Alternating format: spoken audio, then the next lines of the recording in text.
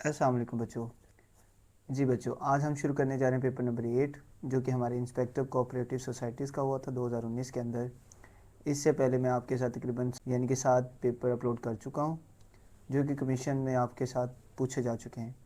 उसी की सीरीज़ के अंदर ये हमारा आज पेपर नंबर 8 है, जिसके अंदर हम देखेंगे कि जीके और ज्योग्राफी के अंदर कौन से इंपॉर्टेंट टॉपिक्स हैं जो कि कमीशन आपसे पूछता रहा है।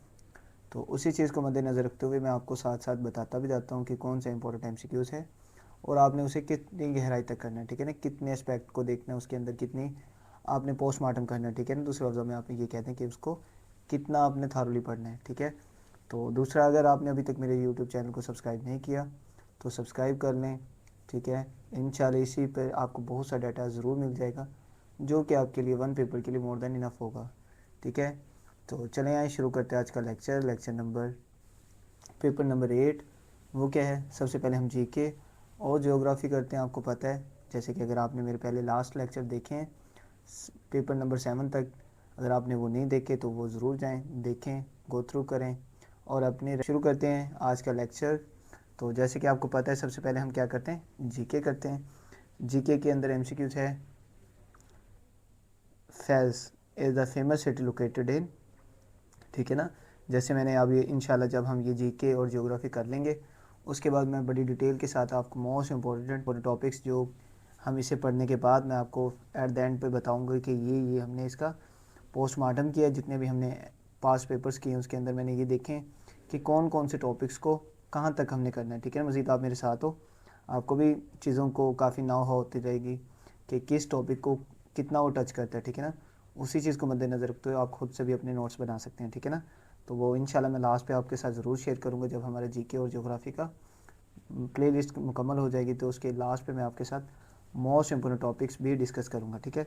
तो उसी के अंदर है कि जी Fez is the famous city of located in, कि ये जो सिटी है ये कहाँ पे लोकेटेड है। एमसीक्यूज़ है कनाडा के अंदर, मोरक्को के अंदर, फ्रांस के अंदर या ब्राज़ील के अंदर।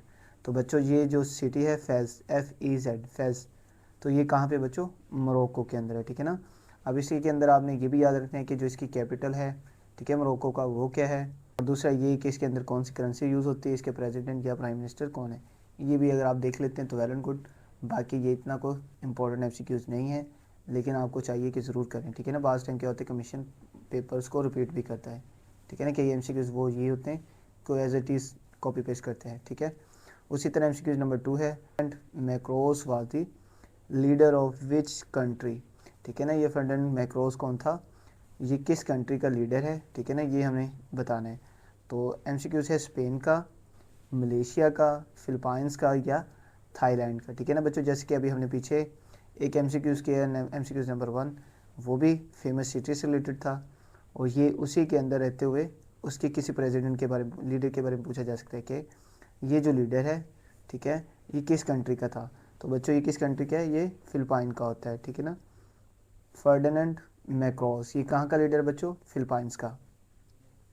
इसी तरह which country attack Syria with rockets, most important hot topics हैं, ठीक है ना।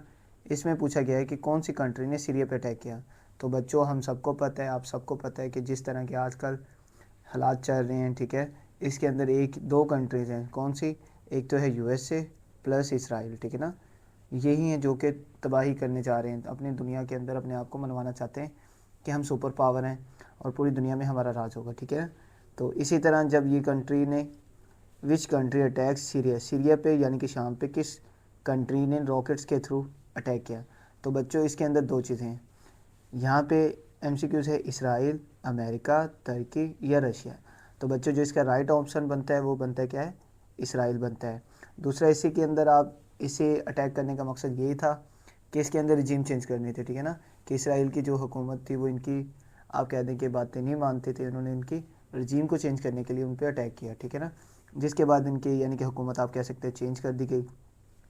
तो इसी के अंदर आपने ये इसलिए भी इम्पोर्टेंट है, ये मोस्ट इम्पोर्टेंट एमसीक्यूज़ है बच्चों, ठीक है ना, आपने अच्छे से याद रखें हैं।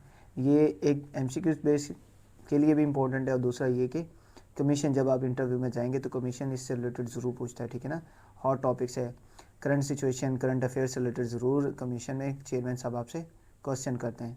तो इसी के अगर आप डेट भी याद रख लेते हैं, जैसे कि मैंने यहाँ पर लिखा हुआ है 20 नवंबर 2019 है, ठीक है ना। 2 दफ़ा अटैक हुआ सीरिया पे, एक तो 20 नवंबर 2019 को इसराइल ने किया है, ठीक है ना, ईरानियन एंड सीरिया दोनों पे हो, ठीक है ना, किस पे, ईरान पे और सीरिया पे, मिलिट्री स्टेट्स पे, यानी कि जो उनके मिलिट्री स्टेट्स थी वहाँ पे। और इसी के साथ यूनाइटेड स्टेट्स, ठीक है ना, जिसे कि हमें अमेरिका कहते हैं, फ्रांस और यूके ने मिल के भी किया है, ठीक है ना, वो कब किया, 14 अप्रैल 2018 को, ये आपने याद रखना है। अगर यहाँ पे होता है ना, which country attack Syria with rockets, ठीक है ना, रॉकेट्स के साथ, रॉकेट्स के साथ किसने किया है, इसराइल ने किया है। और जो दूसरा है, ठीक है ना, अमेरिका, यूके और फ्रांस ने, ये उन्होंने कैसे किया, केमिकली अटैक किए हैं, ठीक है ना।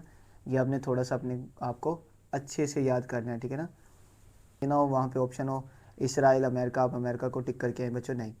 अगर उसने कहा है रॉकेट्स के साथ, रॉकेट्स के साथ किसने किया, इसराइल ने किया, ठीक है ना। यहाँ पे लिखा हुआ मैंने कि मिलिट्री स्टेट्स पे रॉकेट के साथ एयर स्ट्राइक किए हैं, किसने किए, इसराइल ने किए, कब के, 20 नवंबर 2019 को किए हैं। और इसी तरह यूके, यूएस और फ्रांस ने भी किए हैं, सीरिया पे कब किए हैं, 14 अप्रैल 2018 को, लेकिन केमिकली किए हैं, ठीक है ना, यहाँ पे रॉकेट्स का यूज़ नहीं हुआ, ठीक है। अब इसी तरह MCQ नंबर 4 है, Kofi Annan former secretary general of UNO. जो कोफी एनन है आपको पता है, ये यूएनओ यूनाइटेड नेशन ऑर्गेनाइजेशन का एक सदर भी रह चुका है, जो कि कहाँ से था बच्चों, मोस्ट इंपॉर्टेंट है, ये गाना से था। और दूसरा इसी के अंदर आपने ये भी याद रखना है, और यही वाहिद प्रेसिडेंट था, या आप कह सकते हो कि सेक्रेटरी जनरल था यूएनओ का, जो नीचे से प्रमोट हुआ, यानी कि ये पहले क्या थे, ये कोई लोअर डिवीजन क्लर्क, या आप समझ लें कि बिल्कुल नीचे से थे। देन ये प्रमोट होकर कहाँ तक गए हैं, सेक्रेटरी जनरल, जो कि पूरी दुनिया की सबसे बड़ी सीट है यूएनओ के अंदर, उसका प्रेसिडेंट भी रह चुके हैं ये, ठीक है ना, सेक्रेटरी जनरल रह चुके हैं गाना का। ये कहाँ से थे, गाना के से,